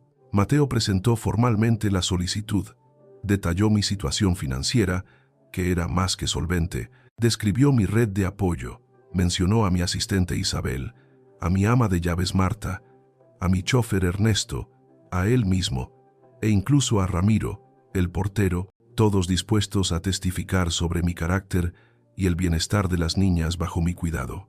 El juez hizo preguntas difíciles sobre mis planes a largo plazo, sobre cómo manejaría posibles conflictos, sobre mi falta de experiencia, sobre mi estado civil de soltero. Respondí cada pregunta con la mayor honestidad posible, admitiendo mis limitaciones, pero reafirmando mi compromiso inquebrantable. Finalmente, llegó el momento que más temía. «Gracias, señor Torres, licenciado Fernández», dijo el juez. «Ahora necesito hablar con las menores, en privado». Salimos de la sala. Mi corazón latía desbocado. Me senté en el frío banco del pasillo, sintiendo mis manos sudar. Mateo se sentó a mi lado. «¿Cómo me viste?», le pregunté. «Estuviste increíble, Alejandro», respondió con sinceridad. «Honesto, vulnerable, pero firme. Creo que lo convenciste de tu compromiso. Ahora, todo depende de ellas». Los siguientes 20 minutos fueron los más largos de mi vida. Imaginé 1000 escenarios. ¿Se asustaría Carmen? ¿Se bloquearía? ¿Diría Lucía algo inapropiado en su inocencia? ¿Serían capaces de expresar su deseo de quedarse o el miedo y la incertidumbre pesarían más? Me aferré a mi promesa. Lucharemos. Pero la impotencia de no poder controlar el resultado era casi insoportable. Finalmente, el secretario nos llamó de vuelta. Mi corazón dio un vuelco. Entramos. Las niñas ya no estaban. Las habían llevado de regreso a la sala de espera. El juez Morales estaba de nuevo en su estrado, su rostro impenetrable. Me senté, sintiendo mis piernas temblar ligeramente. «Señor Torres», comenzó el juez, su voz llenando el silencio de la sala, «he hablado extensamente con ambas niñas». Hizo una pausa, revisando sus notas, una pausa que me pareció una tortura. Carmen muestra una madurez y una resiliencia que son, francamente, extraordinarias para su edad. Es una niña con una inteligencia y una profundidad emocional notables, sin duda forjadas por las circunstancias extremas que le ha tocado vivir. Me miró. Lucía es, como era de esperar, más vivaz e infantil, pero también demuestra una inteligencia aguda y una sorprendente capacidad para expresar sus sentimientos y necesidades. Asentí, sin atreverme a respirar, esperando el veredicto. «Lo que me ha impresionado profundamente», continuó el juez, y aquí su tono se suavizó ligeramente, «es la forma clara, coherente y absolutamente inequívoca en que ambas, cada una a su manera, expresaron su deseo de permanecer bajo su cuidado. No hubo dudas, no hubo ambivalencias. En solo 3 semanas, usted parece haber logrado establecer un vínculo de confianza y afecto que es, a todas luces, genuino y fundamental para su bienestar y recuperación emocional». Hizo otra pausa, mirándome directamente. Particularmente notable, debo añadir, en el caso de Carmen, quien, según los informes psicológicos preliminares que solicité, presenta comprensibles y severas dificultades para establecer vínculos de confianza con figuras de autoridad adultas, especialmente masculinas, debido a su historial de abandono y desprotección. Una oleada de alivio tan intensa me recorrió que sentí que podría llorar allí mismo. Pero el juez aún no había terminado. Levantó una mano pidiendo silencio, aunque nadie había hablado. «Sin embargo», dijo, y mi corazón volvió a detenerse, «otorgar la custodia de 2 menores, en estas circunstancias tan particulares, a un hombre soltero, sin experiencia previa en crianza demostrada, y con una carrera profesional tan demandante como la suya, es una decisión que este tribunal no puede tomar a la ligera. Va en contra de muchos protocolos y precedentes establecidos». El alivio se convirtió en hielo de nuevo. El péndulo emocional era agotador. «Por lo tanto», continuó el juez, y cada sílaba parecía caer como un martillo sobre mis esperanzas, después de considerar cuidadosamente todos los factores, los informes, los testimonios implícitos en las palabras de las niñas y su propio compromiso expresado, he decidido. Hizo una pausa dramática, una que estoy seguro disfrutó, otorgarle la custodia temporal por un periodo inicial de 6 meses. Pude volver a respirar. El aire entró en mis pulmones como si hubiera estado conteniéndolo durante horas. 6 meses. No era permanente, pero era un comienzo, era una oportunidad, era esperanza. «Gracias, su señoría», logré decir, la emoción ahogando mi voz. Sentí la mano de Mateo apretando mi hombro en señal de apoyo. «No me agradezca aún, señor Torres», advirtió el juez, su tono volviéndose severo de nuevo. Esta es una medida temporal y condicional. Los próximos 6 meses serán cruciales. Deberá demostrar, no con promesas, sino con hechos consistentes y verificables, que puede proporcionar a estas niñas no solo bienestar material que doy por sentado, sino, y más importante aún, estabilidad emocional, un entorno familiar seguro y nutritivo, y la atención constante que requieren. El DIF realizará visitas de seguimiento mensuales, sin previo aviso. La DRA Herrera deberá presentar informes quincenales detallados sobre el progreso emocional y la adaptación de las niñas. Al término de este periodo, reevaluaremos exhaustivamente la situación para considerar la custodia permanente. Lo haré, Su Señoría, prometí con una convicción que sentí nacer desde lo más profundo de mi ser. No les fallaré, ni a ellas, ni a este tribunal. Eso espero, respondió él, y por primera vez vi una leve, casi imperceptible, sonrisa en sus labios, porque ellas confían ciegamente en usted y han sufrido suficiente. Carmen, añadió, consultando sus notas de nuevo, me dijo algo durante nuestra conversación privada que me impresionó profundamente. Hizo una pausa, buscando la cita exacta. Él nos mira como si fuéramos importantes, no como si fuéramos un problema. El juez levantó la vista. Pocas veces he escuchado una descripción tan simple y a la vez tan poderosa de lo que significa sentirse valorado. Esas palabras, las palabras de Carmen, repetidas por el juez, me golpearon con la fuerza de una revelación. Así me percibía ella, a pesar de su cautela, a pesar de sus miedos, como alguien que la veía, que la valoraba. Sentí una mezcla abrumadora de orgullo, humildad y una responsabilidad aún mayor. Al salir de la sala, encontré a las niñas esperando con Isabel en el pasillo. Sus rostros eran una mezcla de ansiedad y esperanza. Me arrodillé frente a ellas, sin poder contener mi sonrisa. ¿Y bien?, preguntó Carmen, su voz apenas un susurro, sus manos apretadas. «Nos quedamos juntos», dije, mi voz quebrándose por la emoción. «Por ahora, por 6 meses. Es una custodia temporal, pero si todo va bien en estos meses, después, será para siempre». La explosión de alegría de Lucía fue instantánea. Soltó un grito agudo y se lanzó a mis brazos, casi derribándome. «Sí, nos quedamos. Te dije, Carmi, te dije que nos quedaríamos». Carmen tardó un segundo más en reaccionar. Vi cómo sus hombros, siempre tensos, se relajaban visiblemente. Sus ojos oscuros se llenaron de lágrimas de alivio esta vez, no de tristeza. Cuando extendí mi otro brazo, no dudó. Se unió al abrazo, apretándome con una fuerza sorprendente. Por primera vez, sentí el abrazo completo de mis 2 hijas, un círculo de pertenencia improvisado pero increíblemente real. «Entonces, ¿podemos pintar mi pared de rosa?», preguntó Lucía entre risas y sollozos, su mente infantil ya volviendo a las prioridades prácticas. «Puedes pintar tu pared del color del arco iris si quieres, pequeña», respondí, riendo también, sintiendo una ligereza que no había experimentado en años.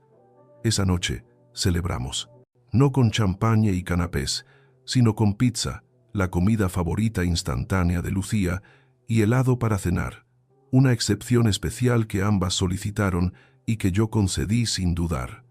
Vimos otra película animada en la sala de cine del Penthouse, esta vez una sobre una familia de superhéroes, y por primera vez las niñas no se durmieron en el sofá. Cuando terminó la película, bostezando, pidieron ir a nuestra habitación. Mientras las arropaba, me sentí abrumado por una ternura y un sentido de propósito que eran casi dolorosos en su intensidad. 6 meses.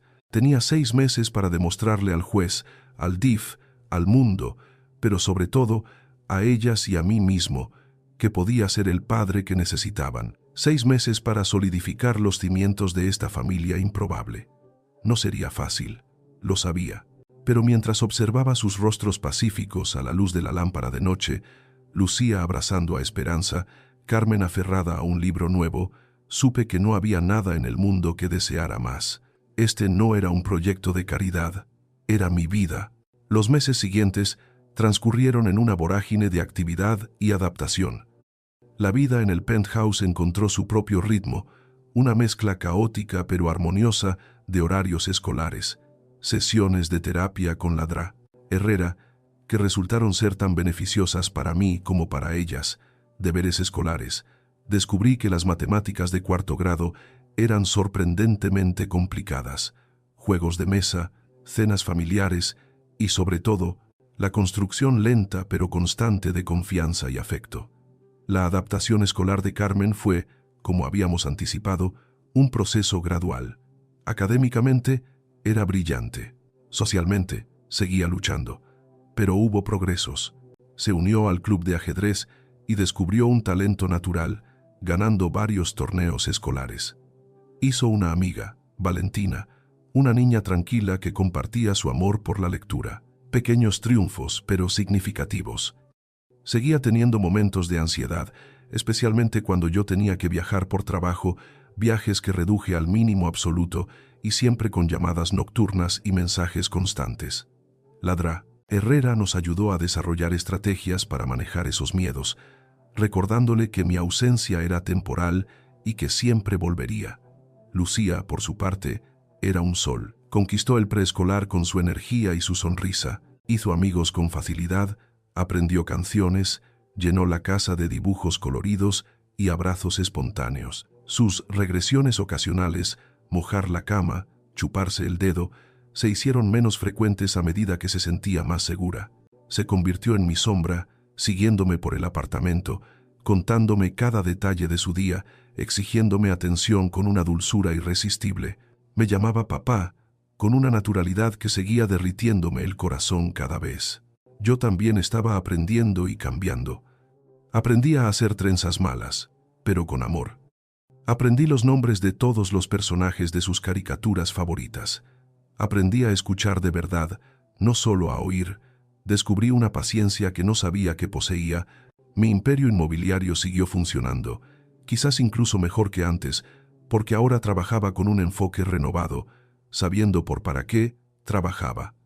Delegué más, confié más en mi equipo, y descubrí que el mundo no se acababa si no respondía a un correo electrónico a las 10 de la noche. Las visitas de Elena Durán, la trabajadora social del DIF, se volvieron parte de nuestra rutina. Al principio eran formales, inspeccionando la casa, entrevistándonos por separado, pero con el tiempo se volvieron más relajadas. Elena observaba nuestra interacción, sonreía ante las ocurrencias de Lucía, conversaba con Carmen sobre sus libros. Sus informes, según me confió Mateo, eran consistentemente positivos, destacando la atmósfera familiar cálida y estable, el vínculo afectivo evidente y mi compromiso excepcional.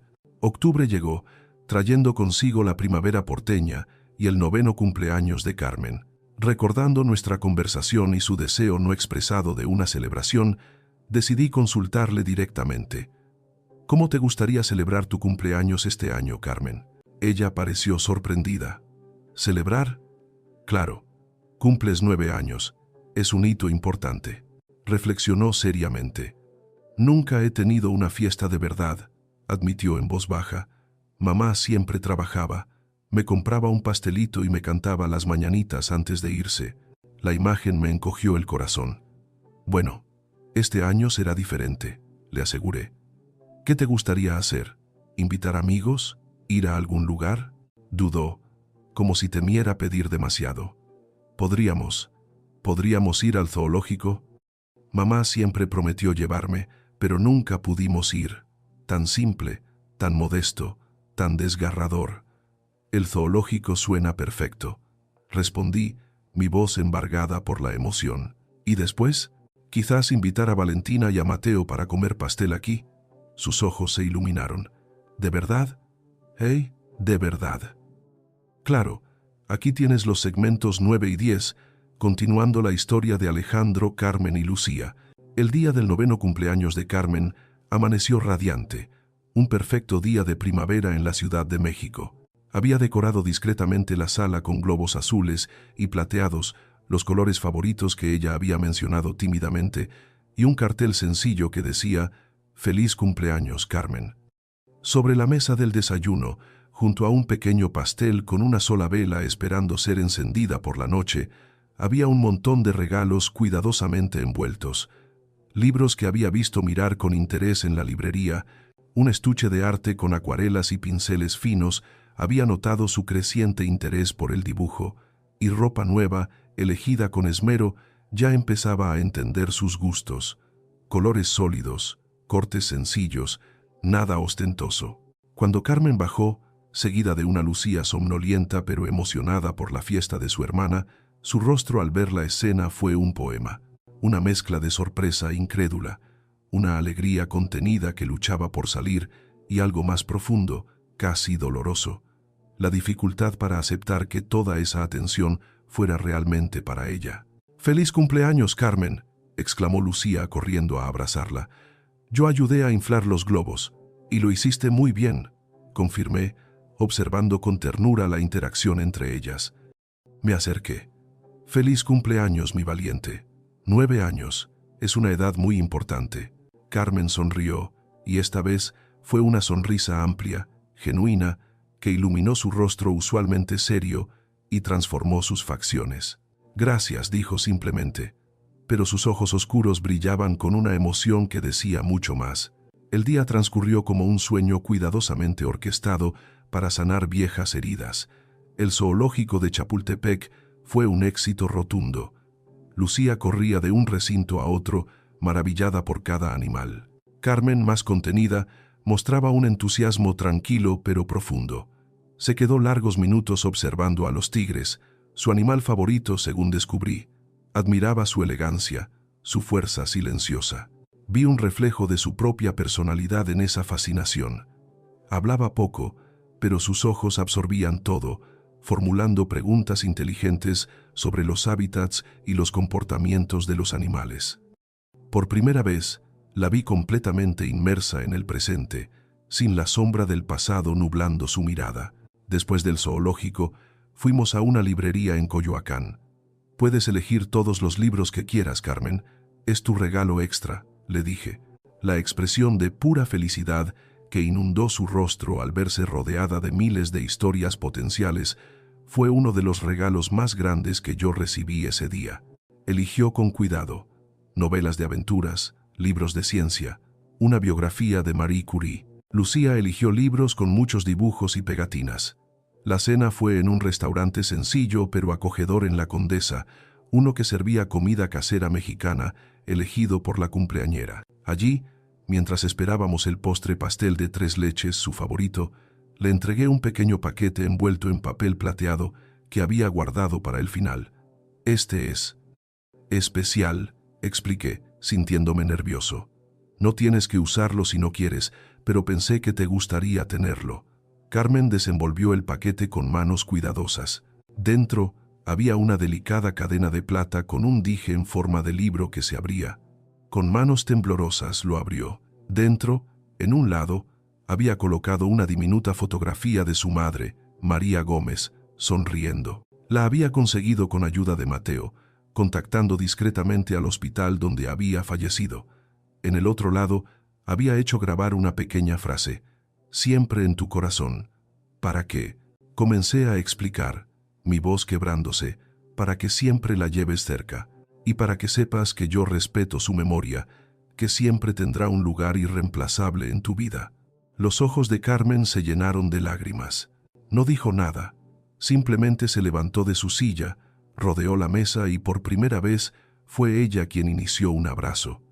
Rodeó mi cuello con sus pequeños brazos, aferrándose a mí con una fuerza inesperada. Sentí sus lágrimas calientes mojar mi camisa. «Gracias», susurró contra mi oído, su voz ahogada por la emoción. «Gracias, papá».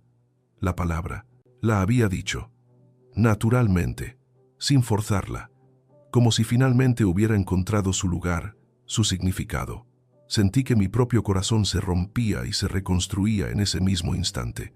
La abracé con fuerza, sin importarme las miradas curiosas de las otras mesas, sin importarme que mis propias lágrimas rodaran libremente por mis mejillas. En ese abrazo silencioso, en ese papá susurrado, sentí la culminación de todo el viaje, la confirmación de que habíamos encontrado nuestro camino.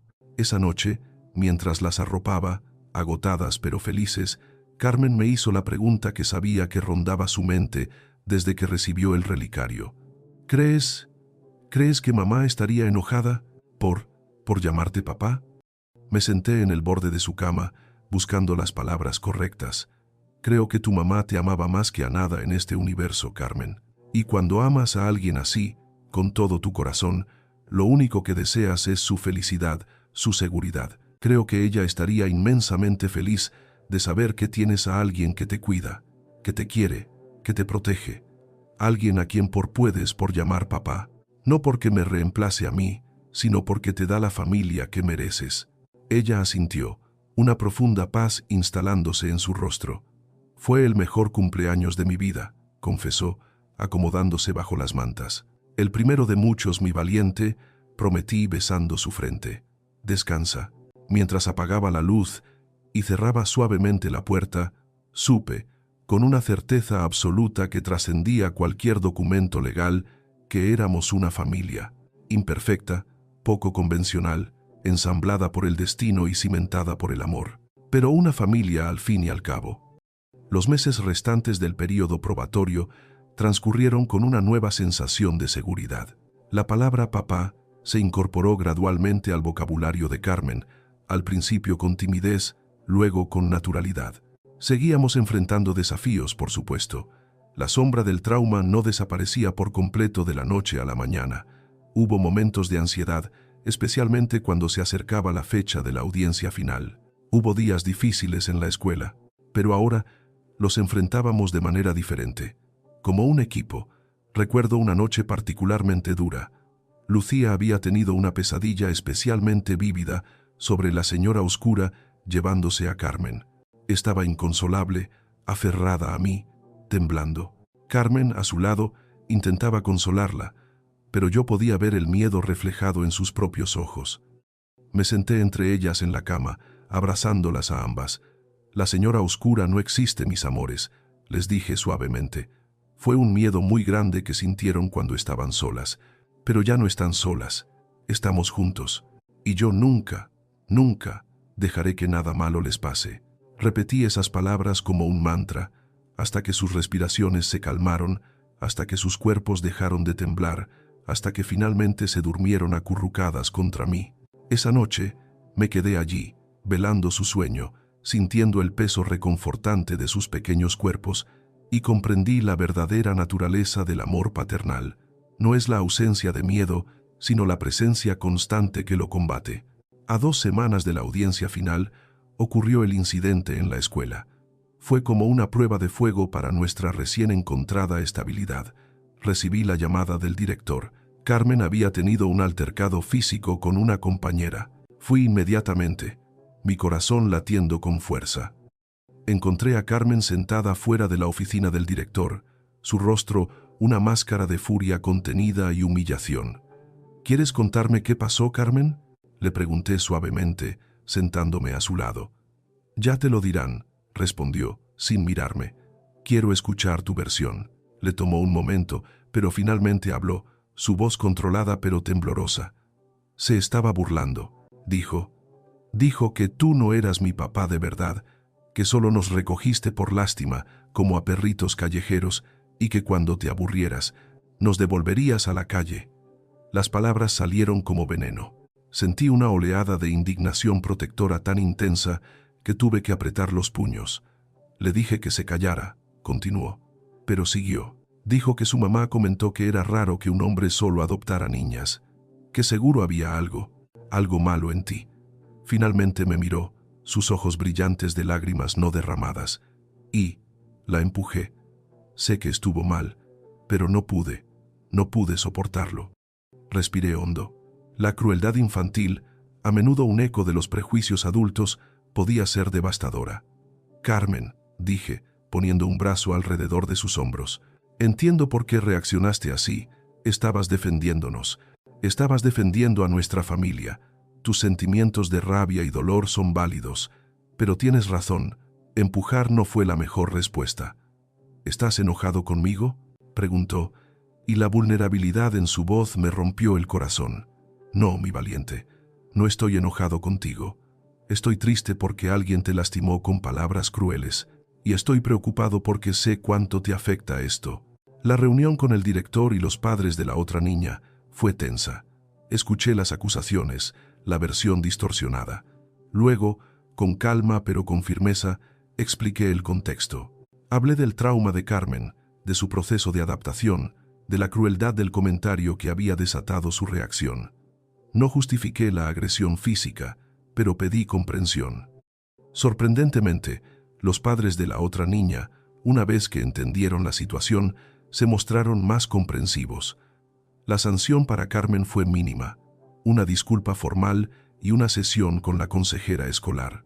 Insistí, además, en que la escuela implementara un programa sobre diversidad familiar y bullying, pero el daño emocional en Carmen era profundo. De regreso a casa, se sumió en un silencio preocupante. Rechazó la cena, se encerró en el baño. Cuando finalmente logré que abriera, la encontré sentada en el suelo, llorando desconsoladamente. «¿Y si tiene razón, papá?», sollozó, usando la palabra que ahora era suya. «¿Y si un día te cansas? ¿Y si nos devuelves?». Era su miedo más profundo expuesto en carne viva. Me senté a su lado en el frío suelo de baldosas.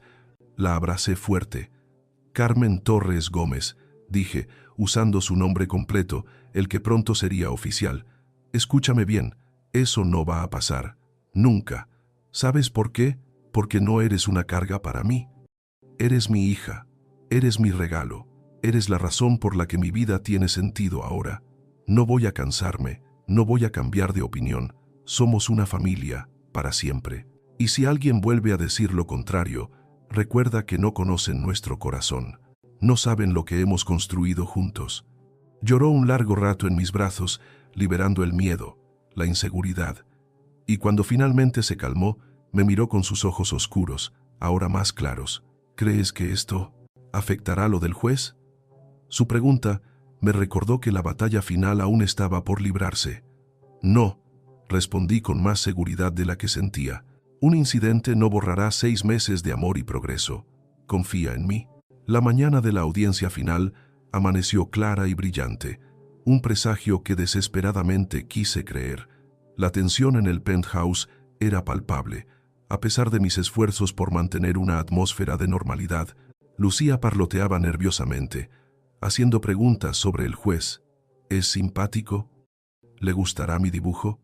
Carmen estaba inusualmente silenciosa, desayunando con una concentración metódica, pero vi cómo sus manos temblaban ligeramente al sostener el vaso de jugo. Isabel, mi fiel asistente, llegó temprano para quedarse con ellas. Habíamos decidido, junto con Mateo y Ladrá, Herrera, que sería mejor que no asistieran a la parte inicial de la audiencia. Revivir todo el proceso podría ser innecesariamente estresante. «Todo saldrá bien, Alejandro», me aseguró Isabel, mientras yo me ajustaba la corbata por enésima vez frente al espejo del vestíbulo. «Cualquiera que los vea juntos por 5 minutos sabe que son una familia. El juez lo verá». Agradecí sus palabras con una sonrisa tensa. Me arrodillé para despedirme de mis hijas. Sentí sus pequeños brazos rodear mi cuello, un ancla en mi mar de ansiedad. «Volveré pronto», les prometí, mi voz sonando más segura de lo que me sentía, y con suerte con muy buenas noticias. «Toma», dijo Lucía, entregándome su dibujo cuidadosamente doblado, el mismo que me había mostrado días antes, nosotros 3 tomados de la mano bajo un sol sonriente, para que el juez vea nuestra familia. «Y esto», añadió Carmen, extendiendo el sobre blanco sellado con su carta. «Dáselo, por favor». Tomé ambos tesoros con una reverencia casi religiosa. «Los entregaré personalmente», prometí. «Los quiero mucho». En el juzgado, la atmósfera era formal y opresiva. Elena Durán, la trabajadora social, ya estaba allí, saludándome con una sonrisa alentadora. Ladrá, Herrera también, lista para presentar su informe final. Mateo repasaba sus notas, su rostro concentrado. «Respira», me aconsejó Mateo, notando mi nerviosismo.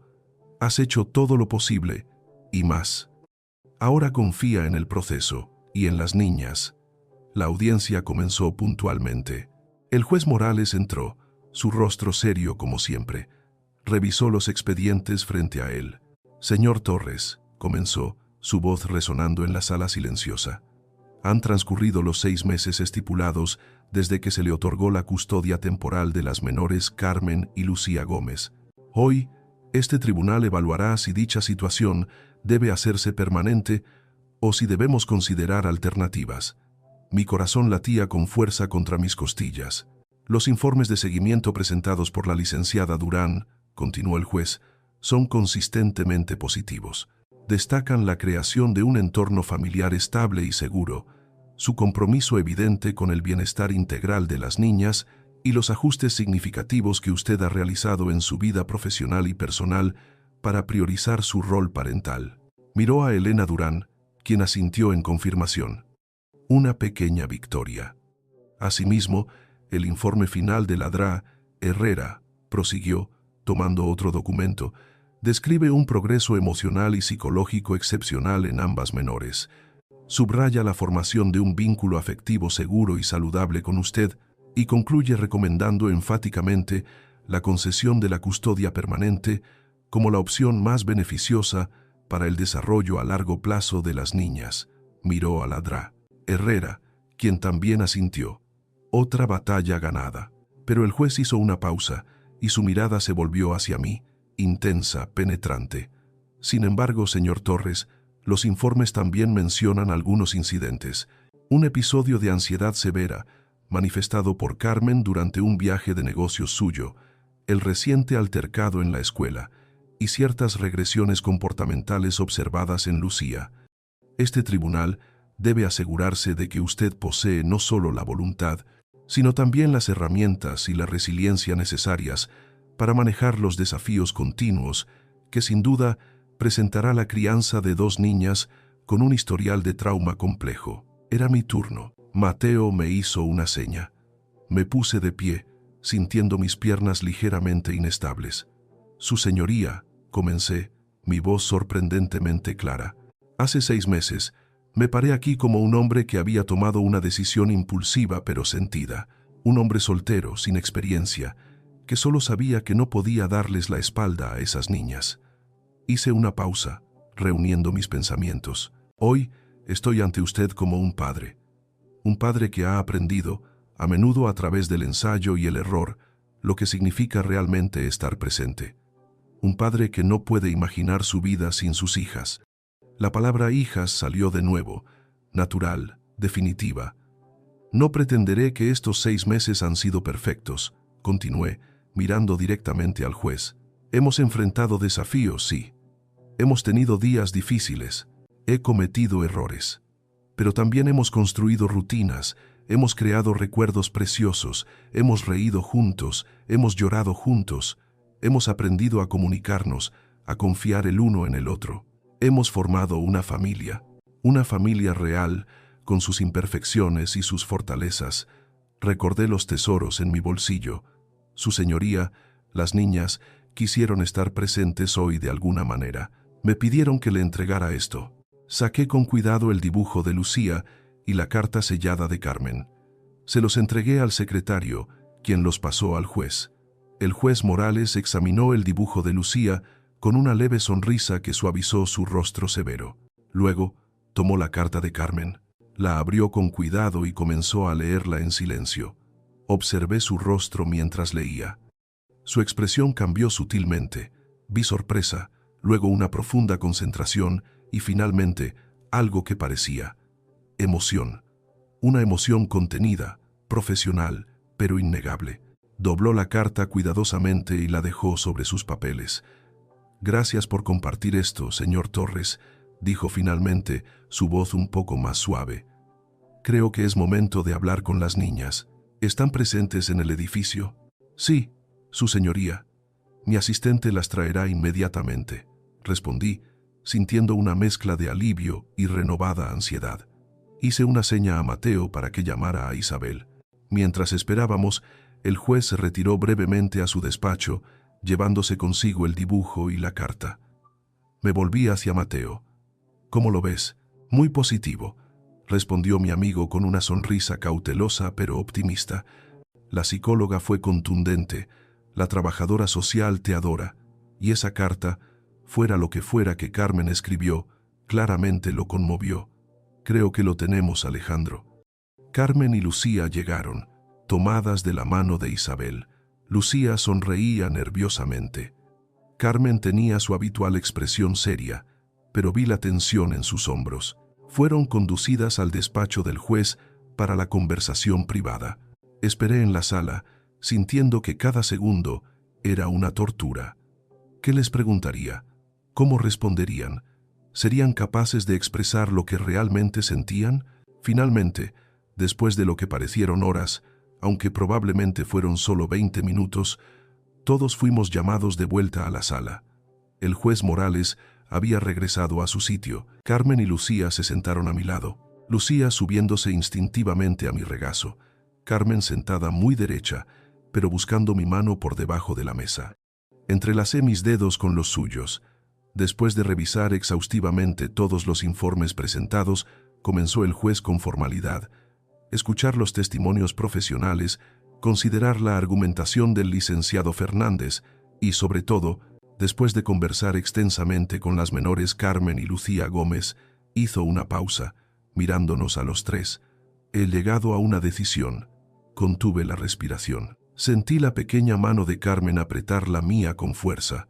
Es evidente para este tribunal, continuó el juez, que en el transcurso de los últimos 6 meses se ha formado un vínculo familiar genuino, sólido y profundamente afectivo entre el señor Alejandro Torres y las menores Carmen y Lucía Gómez. Las niñas han encontrado en su hogar no solo estabilidad material y seguridad física, sino también, y más importante aún, un entorno de amor incondicional, paciencia y apoyo emocional que ha sido fundamental para su notable proceso de sanación y adaptación. Miró directamente a mis ojos. También es evidente que el señor Torres ha demostrado un compromiso extraordinario y una admirable capacidad de adaptación, priorizando consistentemente las necesidades de las niñas y convirtiéndose, en la práctica y en el afecto, en la figura paterna estable y positiva que ellas requieren. Otra pausa. Mi corazón latía tan fuerte que temí que se saliera del pecho. Por lo tanto, dijo el juez, y esta vez su voz fue clara y definitiva, es decisión de este tribunal otorgar al señor Alejandro Torres la custodia permanente y definitiva de las menores Carmen y Lucía Gómez. Las palabras tardaron un segundo en registrarse. Permanente, definitiva. Sentí una oleada de emoción tan abrumadora que las lágrimas brotaron sin control. Miré a mis hijas, Lucía gritó de alegría. ¿Eso significa que nos quedamos contigo para siempre, para siempre?, preguntó, abrazándome con fuerza. Sí, pequeña, logré decir, mi voz ahogada. Para siempre. Carmen no gritó, simplemente se inclinó y apoyó su cabeza en mi hombro, y sentí cómo sus propios sollozos silenciosos sacudían su cuerpo. La abracé, incluyendo a Lucía, sintiendo una gratitud tan inmensa que era casi dolorosa. Asimismo, añadió el juez, observando nuestra escena con una sonrisa genuina, dada la clara voluntad expresada por las menores durante nuestra conversación y el evidente lazo familiar ya establecido, apruebo y recomiendo enfáticamente que inicien, cuando lo consideren oportuno, el proceso legal para la adopción plena. Salimos del juzgado bajo el sol del mediodía, flotando en una nube de alivio y felicidad. Éramos, oficialmente, legalmente, irrevocablemente, una familia. Esa noche, después de la obligada celebración con helado, mientras las arropaba, Carmen, que había estado inusualmente callada pero radiante todo el día, me hizo la pregunta que yo también me hacía. «Papá», dijo, usando la palabra con una naturalidad que ya no me sorprendía, pero que siempre me conmovía. «¿Puedo preguntarte algo?» «Lo que quieras, mi valiente». «¿Qué decía mi carta? La que le diste al juez. Nunca me dijiste si la leíste». Sonreí.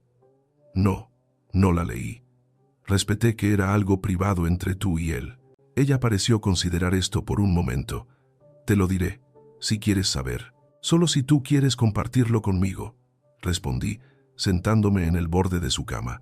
Se incorporó ligeramente, sus ojos oscuros serios. Le escribí, comenzó, su voz baja pero firme, que antes de conocerte, yo pensaba que todos los adultos eran iguales, que hacían promesas y luego se iban, que mentían, que solo se preocupaban por sí mismos. Hizo una pausa. Pero que tú eras diferente.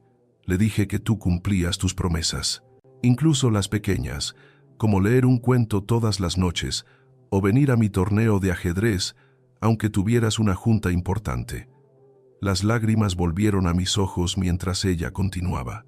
Le conté que cuando Lucía mojó la cama y lloró de vergüenza, tú no te enojaste, solo la abrazaste y le dijiste que los accidentes pasaban, y que cuando yo tuve esa pesadilla horrible y grité tanto, tú te quedaste conmigo hasta que me volví a dormir, aunque era muy tarde. Me miró directamente.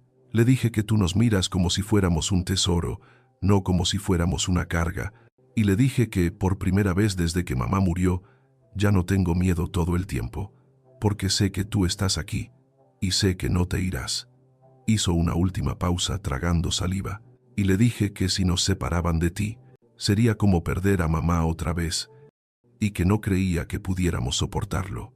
Incapaz de contenerme, la abracé, sintiendo sus pequeños brazos rodearme con fuerza.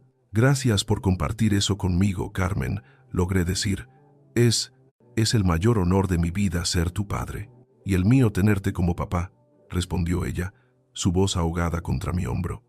Esa noche, mucho después de que ellas se durmieran, me quedé en la terraza, mirando las luces de la ciudad. Pensé en el increíble viaje de los últimos 7 meses, en cómo 2 niñas habían demolido mi vida perfectamente construida y me habían ayudado a construir una nueva, infinitamente más rica y significativa. El futuro aún traería desafíos, lo sabía, pero ya no les temía, porque ahora tenía un ancla, tenía un hogar, tenía una familia, mis hijas, Carmen y Lucía Torres Gómez, y esa era la única riqueza que realmente importaba.